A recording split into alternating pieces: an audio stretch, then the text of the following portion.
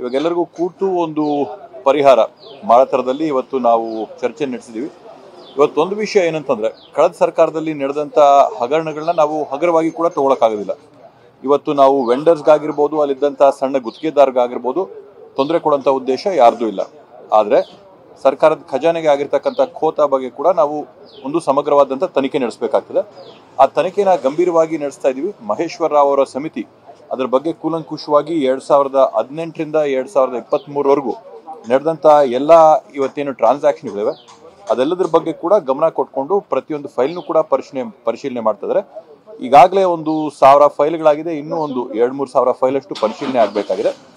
ಈ ಒಂದು ವರದಿಯಲ್ಲಿ ಎಲ್ಲರೂ ಕೂಡ ಯಾವುದು ಯೂಸರ್ ಡಿಪಾರ್ಟ್ಮೆಂಟ್ ಆಗಿರ್ಬೋದು, ಕಿಯೋನಿಕ್ಸ್ ಆಗಿರ್ಬೋದು, ವೆಂಡರ್ಗಳಾಗಿರ್ಬೋದು, ಯಾರ್ಯಾರೆಲ್ಲ ಇದರಲ್ಲಿ ತಪ್ಪಿತಸ್ಥರಿದ್ದಾರೋ ಅವರೆಲ್ಲರಿಗೂ ಕೂಡ ನಾವೊಂದು ನ್ಯಾಯಕ್ಕೆ ಸ್ಥಾನಕ್ಕೆ ತಂದು ಯಾವ ರೀತಿಯಾದಂಥ ಒಂದು ಶಿಕ್ಷೆ ಆಗಬೇಕು, ಏನಾಗಬೇಕು, ನ್ಯಾಯ ಒದಗಿಸ್ಬೇಕಾದ್ರೆ ಆ ಕೆಲಸ ಮಾಡೋಂಥದ್ದನ್ನು ನಾವು ಮಾಡಬೇಕು ಅನ್ನೋ ಒಂದು ನಿಟ್ಟಿನಲ್ಲಿ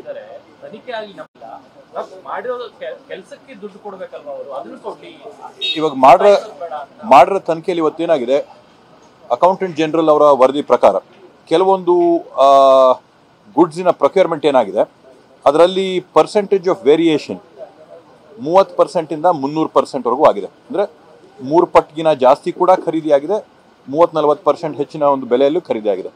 ಇದೆಲ್ಲದ್ರ ಬಗ್ಗೆ ಇವತ್ತು ನಾವು ನೋಡಿಕೊಂಡು ಯಾವ ರೀತಿಯಾಗಿ ಅವ್ರಿಗೆ ಕಾಸು ಕೊಡಬೇಕಾಗಿದೆ, ಆನ್ ವಾಟ್ ಗ್ರೌಂಡ್ಸ್.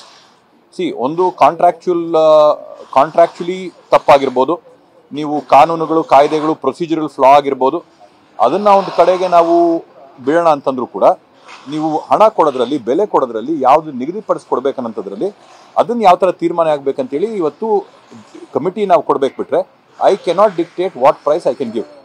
ಇವತ್ತೊಂದು ಮೊಬೈಲ್ ಫೋನ್ಗೆ ನೀವು 3 ಲಕ್ಷ ಬಿಲ್ ಮಾಡಿರ್ಬೋದು, ಅದ್ರ ಬೆಲೆ 1 ಲಕ್ಷ ಆಗಿರ್ಬೋದು. ಕೊಡಬೇಕಾದಂಥ ಬೆಲೆ ನಿಗದಿಪಡಿಸೋಂಥದ್ದು ವರದಿಯ ಒಂದು ಜವಾಬ್ದಾರಿ, ವರದಿ ಇವತ್ತು ಸಮಿತಿಯ ಒಂದು ಜವಾಬ್ದಾರಿ. ಸಮಿತಿ ಯಾವಾಗ ನಮ್ಗೆ ಈ ವರದಿನ ಕೊಡುತ್ತೆ ಆ ಆಧಾರದ ಮೇಲೆ ನಾವು ಸರ್ಕಾರದ ಒಂದು ಶಿಫಾರಸನ್ನ ತಗೊಂಡು ಕೊಡೋಂಥ ಕೆಲಸ ಮಾಡ್ತೀವಿ. ಇವತ್ತು ನಾನೊಂದು ಹೇಳೋಂಥದ್ದು, ಆತಂಕ ಯಾವೊಬ್ಬ ಅಧಿಕಾರಿಗೂ ಕೂಡ ಬೇಕಾಗಿಲ್ಲ. ಇವತ್ತು ಸುಮ್ಮನೆ ಅಲ್ಲಿ ಹಣ ಇದೆಯಾ, ಹಣ ಹೋಗಿದೆಯಾ, ಹಣ ನಮ್ಮ ಹತ್ರ ಇದೆ, ವಿ ಆರ್ ಓಪನ್, RTI ಅರ್ಜಿ ಹಾಕಿ ನೋಡಿ. ಏನೇನು ಯೂಸರ್ ಡಿಪಾರ್ಟ್ಮೆಂಟ್ಗಳಿಂದ ಕಿಯೋನಿಕ್ಸ್ ಬಂದಿರತಕ್ಕಂಥ ಹಣ ಎಲ್ಲ ಕೂಡ ಕಿಯೋನಿಕ್ಸಲ್ಲೇ ಇದೆ. ಅದರಿಂದ ಕೊಡೋಕ್ಕೆ ನಮ್ಮಲ್ಲಿ ಏನು ಇಶ್ಯೂ ಇಲ್ಲ. ಕೊಡೋ ಪ್ರಮಾಣ ಎಷ್ಟು ಅಂತೇಳಿ ಅದು ಇವತ್ತು ಸಮಿತಿ ಕೊಡಬೇಕಾಗಿದೆ. ಸಮಿತಿ ಏನು ಶಿಫಾರಸು ಮಾಡುತ್ತೆ ಅದರ ಪ್ರಕಾರ ಕೊಡ್ತೀವಿ, ಕೂಡಲೇ ಕೊಡ್ತೀವಿ.